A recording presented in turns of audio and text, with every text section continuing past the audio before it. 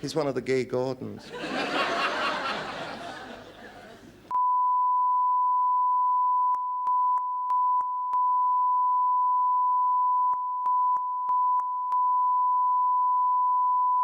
Nine, 8, 7, 6, 5, 4, 3. Behold, the complete guide to one-upmanship, the art of winning without actually cheating. Based upon gamesmanship, lifemanship, and one-upmanship by Stephen Potter, and adapted by Barry Took for the BBC, by special arrangement with Open Road Films, and starring Richard Briers. And this week, health. Scalpel. Scalpel. Clamp. Clamp. Swab. Swab. Saw. Saw. Hammer. Hammer. Chisel. Chisel.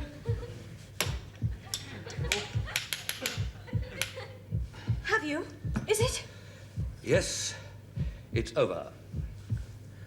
I've got it open at last. Oh, I'm always losing that key. Thank you, Della. You can take away the tools now. My notes on this week's meander down the highways and byways of one-upmanship. Tonight I thought we'd tackle health. Yes, our subject is healthmanship, both from the point of view of the patient and the doctor. Our founder, the blessed Stephen Potter, describes doctorship as the art of getting one up on the patient without actually killing him. And of course, patientship is the art of one-upping the doctor without actually getting killed. Now, by and large, the layman only ever sees the doctor when he's feeling a bit under the weather. And doctors, being both by profession and inclination gamesmen, know this and play on it. But we'll tackle that problem a little later. I think I ought to warn you that during this program there will be scenes that are not suitable for people of a nervous disposition. You will be seeing, and we make no apology for it, scenes of unprecedented candor. A private doctor actually removing his fee from the patient without anesthetic. A long and painful process, and not a pretty sight. But then healthmanship is not for the squeamish. Now, the fundamental rule of healthmanship is to be either incredibly fit at all times, or alternatively, never entirely free from pain. These must never, ever be muddled. It's just no good being up one day and down the next. If you settle for the never had a day's illness approach, you must stick to it, even if you're suffering simultaneously from advanced beriberi, a green stick fracture, and mumps.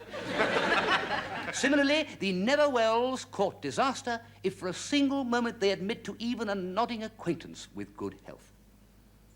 We of the Yeovil School have long advocated the interesting disability. You just can't beat the imperious stammer, the attention-inviting tremor, or the romantic Byronic limp. Well, to put it crudely, would Byron have pulled all those birds if he hadn't limped? Sir Walter Scott limped just as badly, but because he didn't make use of it properly, his reputation is in decline, while Byron is still top of the lit parade. But now, a practical demonstration. Let's see how 3 top-grade lifemen make use of the minor affliction gambit in the course of a pre-lunch drink in the bar of the Strangers' Club in Pall Mall. Gonna break them bones, them dry bones, but first a lunchtime drink. Good morning, Randolph. Oh, good morning, sir.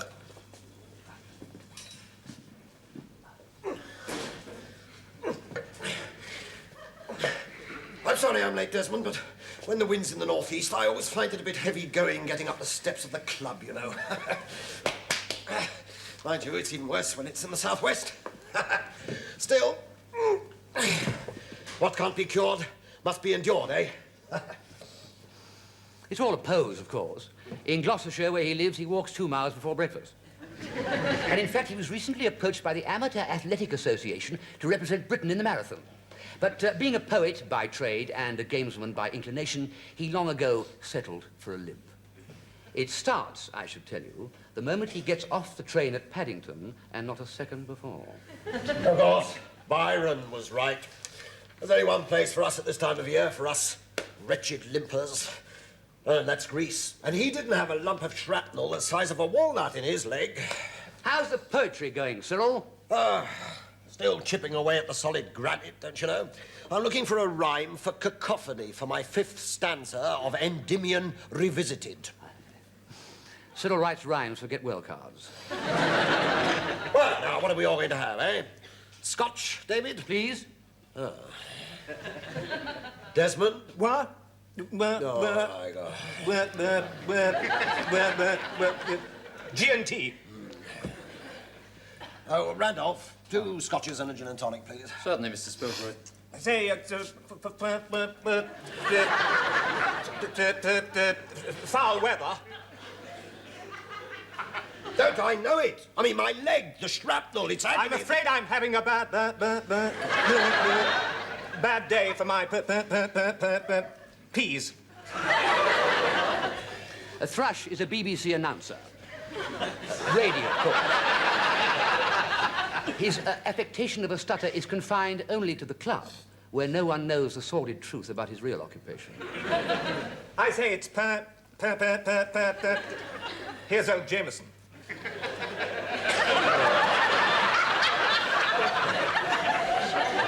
David? So? Scotch? Oh, Randolph, another scotch, please. Yes, sir. Needless to say, Jameson is bluffing, too. And although, on the face of it, they're not acting within the strict bounds of good taste, let me emphasize that they only adopt these mannerisms in each other's company, and then only to go one-up, as any sincere gamesman must attempt to go one-up over his rivals. And here, I fancy, comes the coup de grace. There you are, gentlemen. Thank you, Randolph. Well, cheers. Cheers. Well, I suppose this might help to deaden the pain.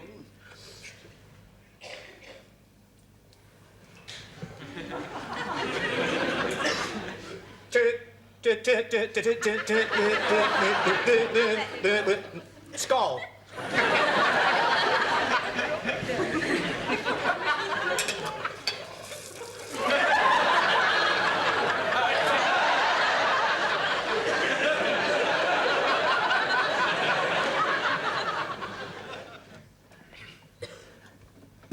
In that encounter, Jameson won easily.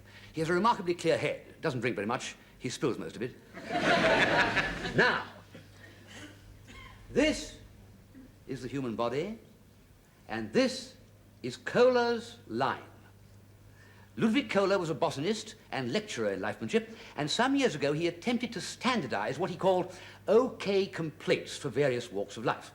Above the line generally being more OK than below. A tennis elbow, golfer's back, intermittent colour blindness for snooker players are all very useful in their way. Simulated deafness is invaluable for social drinkers, particularly when it's their round. Hay fever, properly harnessed, can remove unwanted dinner guests in record time. And in the professions, Kohler's list is most helpful. Where in Britain today would the building and decorating trades be without amnesia? Where would journalism be without word blindness? Or indeed government without galloping rigor mortis? But Kohler's theory is for day-to-day use, the normal rough and tumble of life, the survival of the unfittest, and of course it's useless when one is faced with the doctor. The doctor holds all the cards and can choose his own way of playing them. Come in. Morning, Mr. Rowbottom. Rowbottom. What is it? Is it the old trouble? Dear, dear, dear. It's a nice touch, that. The doctor knows perfectly well who Rowbottom is, and there's no old trouble. But already there's a shadow of doubt in the patient's mind. Will he be treating me for something I haven't got? Well, no, it's nothing really. It's just I've got these 2 warts on the back of my hand. Take all your clothes off. Take all my... No, they're on the back of my hand and I've only got a cup... Take all my clothes off.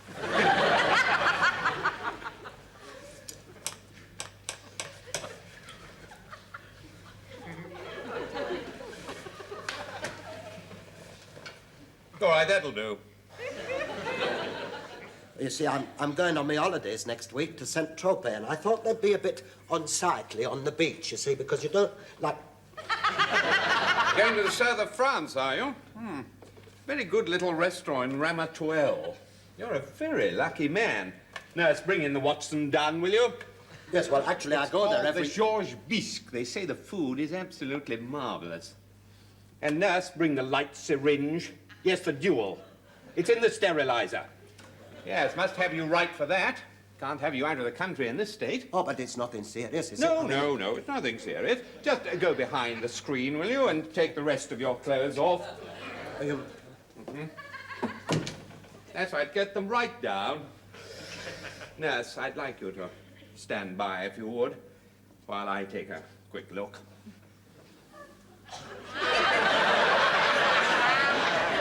Yes, I shall need the large forceps. Yes. Right. Yes, they make a magnificent bouillabaisse. And the pate alone is worth a visit. Tell me, is this hurting at all? Yes. Yes, it does. I'm sorry.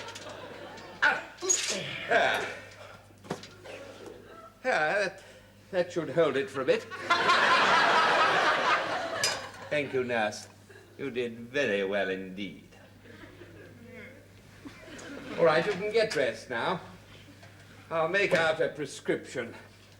It's Mr. Rowbottom. Yes. Well, look in and see me again, Mr. Rowbottom, when you get back from Scotland. But, will they... They might. But you just go off on your little holiday. Don't you worry about a thing. Now, it's a truism of doctorship that any way to unsettle the patient is a good one. Perhaps the most effective ploy is one that we at the Potter Institute call the factor of uncertain trust.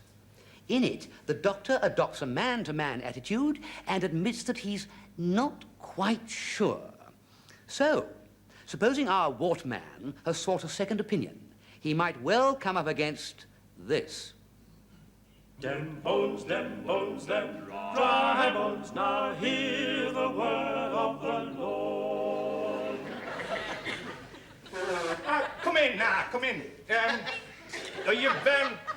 You've been to see old Strathmore, have you? Well, he's a sound man, is Strathmore. Close the door. Yes. Well, anyway, about your gout. Warts. What? Oh, warts. Well, let's have a look at these warts. Sit down.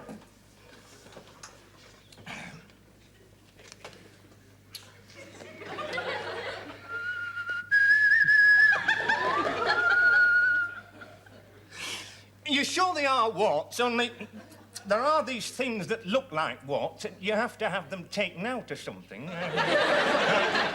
Just a minute. Where's my book? It's a big red book, tells you what to do. Here we are. That's veterinary surgery. You're right. You haven't got distemper, have you? No, you're warts, aren't you? Let me have a look in my book here, see if I can find out anything about it.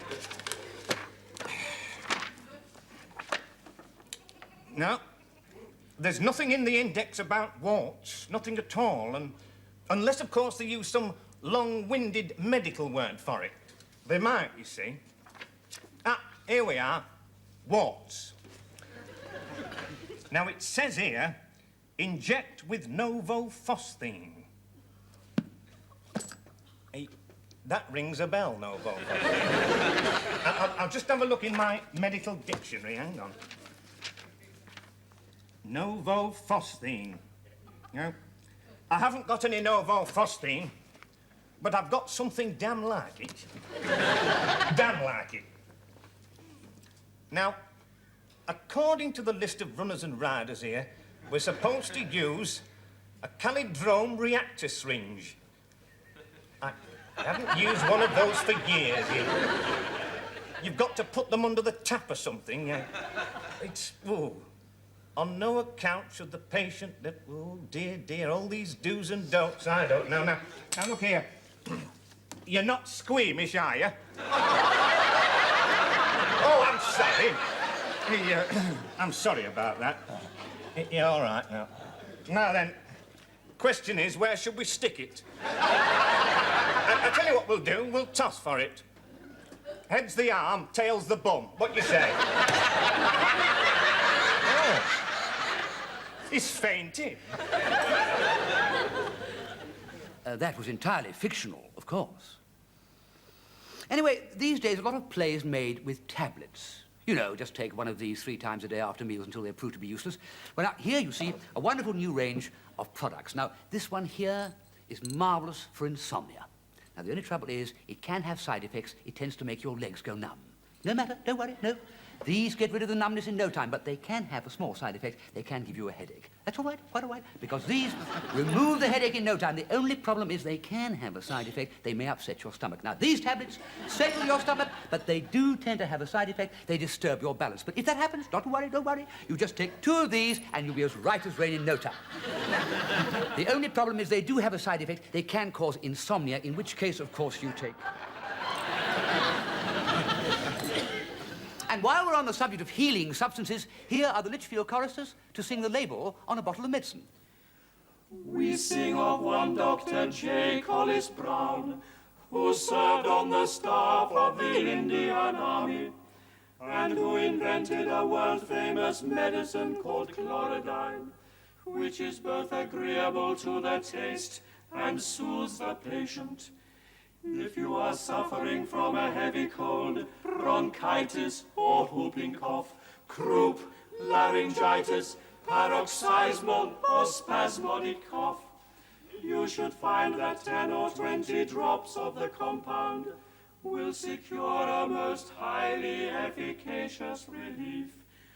But if you suffer from intestinal colic, affections of the bowels, diarrhea, or stomach chills, the dosage should be increased by 20 more drops, taken in a wine glass of water, unless the action of the remedy does not appear to ease your discomfort, in which case you should gradually increase it by up to 20 more drops.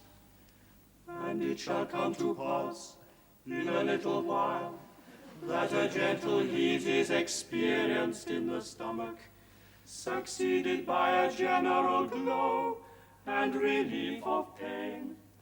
A tranquil, comfortable, and regular sleep of normal duration ensues, during which a favorable change takes place. Finally, you are advised to see that the top is secure before you thoroughly shake the bottle, and to check that the bottle carries the authentic red label, lest you find you have been prescribed weed killer or some other foul poison.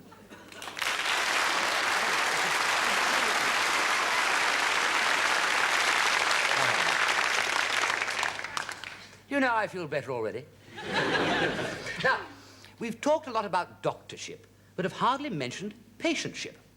Now, of course, the whole patient-doctor situation bristles with difficulties. How can the patient fight back? Well, there are several Potter-approved doctor irritants, all quite safe if used in moderation. Quite an effective one is marvelous little menship, particularly in the hands of an elegant woman visiting Harley Street. Well, I think I can assure you, Lady Mountbasket, that there's absolutely nothing to worry about here. And yet I wonder. Wonder? Yes, I was wondering if that marvellous little man in Curzon Street might be able to help me. Ah, yes. What little man? Olaf Papa Or to say Olaf Papa Chamek. How do you pronounce it? No, I'm afraid I've never heard of him. Oh, but you must have. He's the most marvellous man. He weighs everything. He says that English doctors don't realise that what he calls the square foods and the round foods can cancel each other out. He's written a book. Oh, yes. Yes, it's called Bricks Without Straw. Is it? Yes. It was awfully well reviewed in Punch. Of course, he's in terrible demand these days, always flying off to Sandringham or Balmoral or Windsor. He's in and out of number 10 all the time. And of course, Margaret swears by him. I must have you two to dinner. I'm sure you get on like a house on fire. You're both such marvellous little men. There's not much any doctor can do about that, however eminent he is. Gatling-Fenn, the arch-lifeman, has developed over the years a technique to counter what he calls the natural one-downness of the unclothed. He's named it, rather long-windedly, I feel, the patient's desk-side manner counter to the doctor's bedside approach.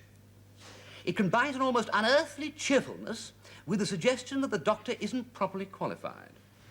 It's guaranteed to confuse and annoy even quite mature GPs, and with young doctors, it's dynamite.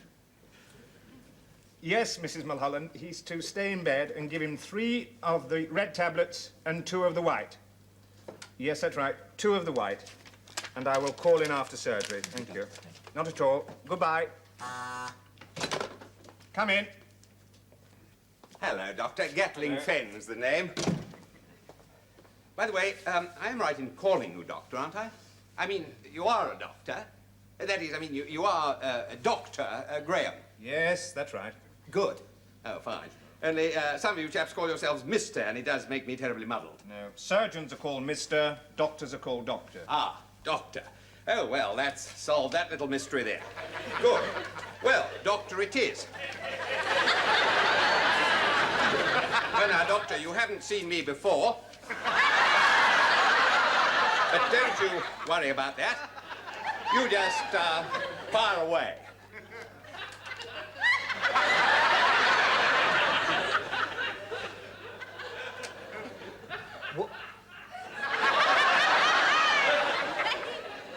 What seems to be the problem? Well, it's difficult to say, really. Of course, I'm sorry to be a bit vague, not being a medical man. Only it's sort of, here. It's a touch of wind, a slight cough, wheeze, bit of headache, a bit of general... Anyway, you'll soon winkle it out. I'm sorry to have to bother you about what is apparently a very trivial matter, only my old friend Sir Hartley Whitney, the Royal Heart man, you know, he suggested that I should consult a very competent GP if I could find one. If I could find one. So, anyway, here I am. Now, you fire away. These problems of yours, do you think they could have a psychological basis? A weak ploy, this, I'm afraid. He's played right into Gatling-Fenn's hands. Psychological? Yes. Oh, I'd no idea you were a bit of a head shrinker as well. Well, I've always wanted to meet a really good trick cyclist. So you're a funny doctor, eh?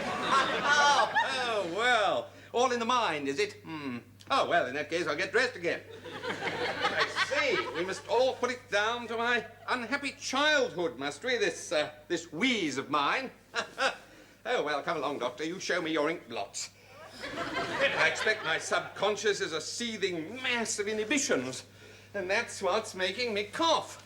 Well, who'd have thought it? Psychological, eh? No, you don't understand. I am not a trained psychiatrist. I'm not trained. Well, I just wondered. Look, Doctor, what about a bit of word association? Come along, I'm all yours. Now, look. See. No. Yes. Are they the correct responses? I mean, do tell me. Be perfectly frank. Look, I am not a psychiatrist. I am a GP. I will examine your chest. Chest, yes, right. Good, Doctor. Well, fire away. Hard as you like. I'm not hollow, you know. Now the back, please. Back as well, yes. We might as well be thorough about it. I must say, you chaps, you do put us through the hoop these days. Say 99. 99. I'm 99 today, 99 today. Quiet, please. Quiet. Yes, quiet as a little mouse. Teeny, weeny, wee little mouse. Please, be still.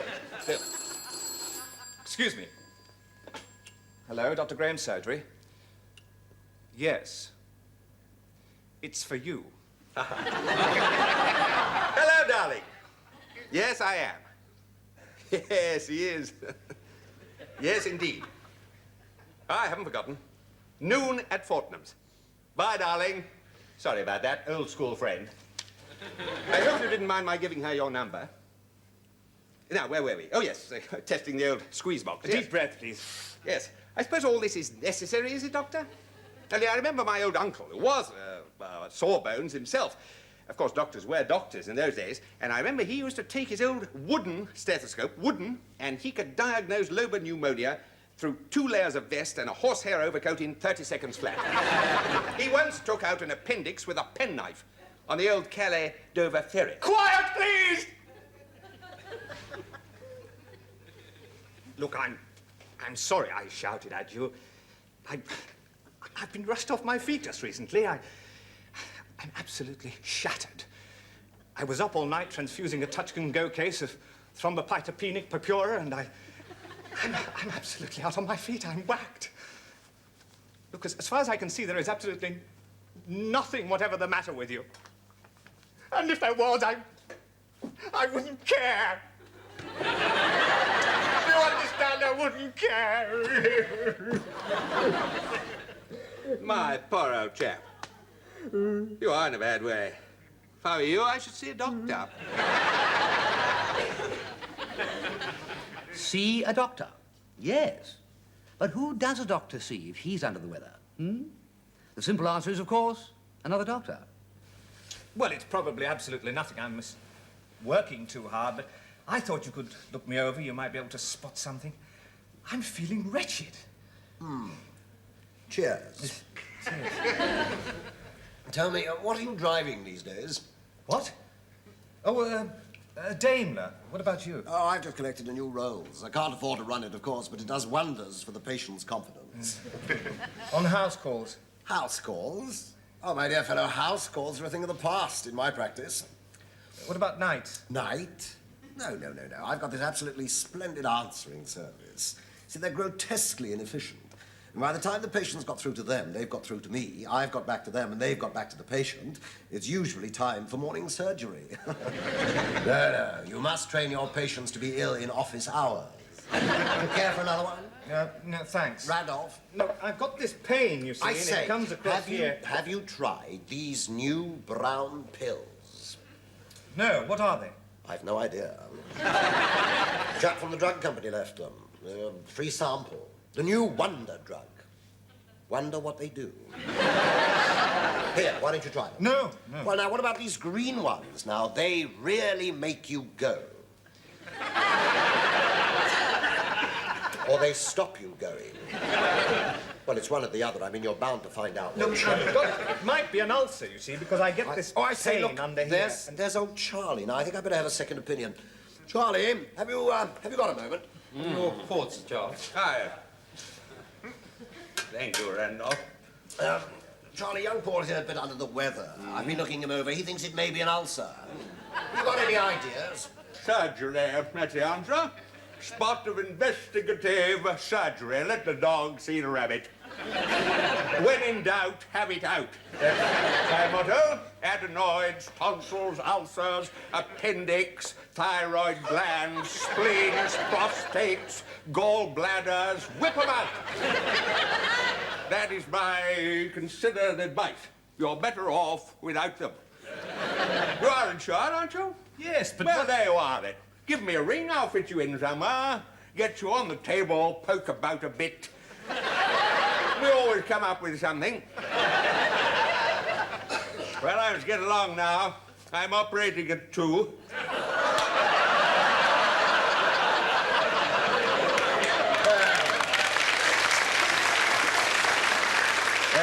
Cecily, now, what's it going to be? The physician or the surgeon's knife? You know, that's the wonderful thing about the medical profession. After talking to you two chaps, I feel as right as rain. I'm glad we were able to help. Now, what about a spot of lunch? I Lunch? believe, yes, the grilled kidneys are very good, I believe. Kidneys? They do some very good braised liver as well. Yes, the stuffed hearts are absolutely delicious. A classic example of the physician healing himself. Well, we've been looking at the world of medicine, or our healthmanship, through the eyes of Stephen Potter, and all that remains for me to do is to present the One-Upmanship Cup. Well, it's not exactly a cup.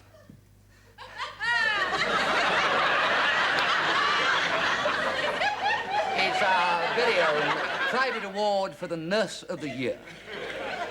Miss Trubshaw, who won the award outright for her skill while on night duty at a well-known private nursing home. Miss Trubshaw? The citation reads, for consistently making the patient without disturbing the bed. Congratulations, Miss Trubshaw. Well done.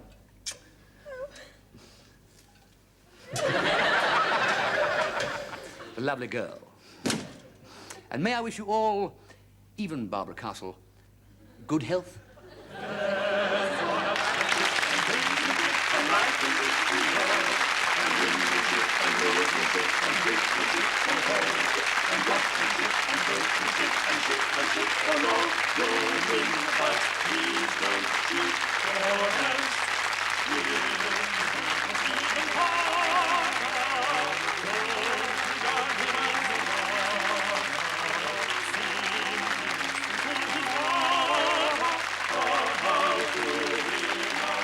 Without the cheek and the